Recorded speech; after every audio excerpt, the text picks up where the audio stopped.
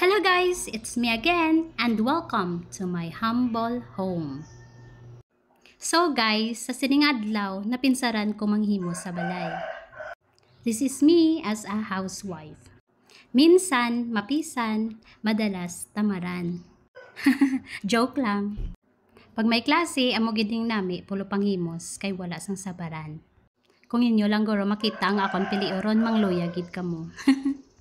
Pero kung abuton ka sang kapisan, dasig lang na guys. So kinanglan ta magbaka-baka panghimos para masweldohan na ta ni Meta. Meta lang buhay kuya ha. Basta gani do inog sweldo na do kapag sik sa akon. So guys, amo ni amon balay, gamay lang, may dutay nga mga gamit, pero daw hindi ko pa mahipid. Pati a joke lang basi abi ni wala na gid ko kapanghimos guys. Sa amon sala may gamay ka mga sofa, kisa matrapuhan, kisa hindi. Amo na diya, tinlo now, higko later.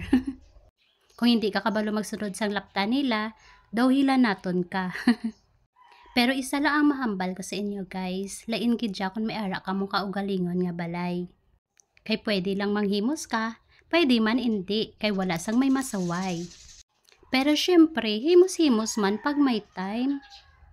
Amo gini ang hambal nila pag content creator ka. Kung tamaran ka, gapisan ka. Syempre, para may i-content ka. Pati bata pa kuya guys, kabalo na kuya manghimos. Gintrain na kuya sang mga magulang ko magpanghimos sa balay. Kay gintrain kami sang mga magulang namon nga manghimos. Kay kung hindi ka magpati, gurinat ka. Labi na gid si Sis Helen, gaslide na yang ido sang kahining sang salog namon. Kaga ililihi man ang ido sang kadlok pag nakita sa. So guys, amo ni ang akon a day of my life. Adlaw-adlaw sulit-sulit lang ni nga obra. Pagbugtaw, mga pi. Tapos pangapi, tanga-tanga anay sa cellphone. Tapos pag adlaw na sala-sala na tigang ko may tiligangon. Pag wala bugas, saylo sa piyak balay kag didto magkaon. So guys, mula na pwede ko ma-share sa inyo ha. Mula na pwede ko mapakita. Kado amo lang ni ang natapos ko panghimos. So, amo na ni siya guys. Nakailis gid man ko sang kortina. Kag diri lang anay nga part ang akon ipakita. Kay do amo man lang na ding mayo-mayo. kag nahimos ko.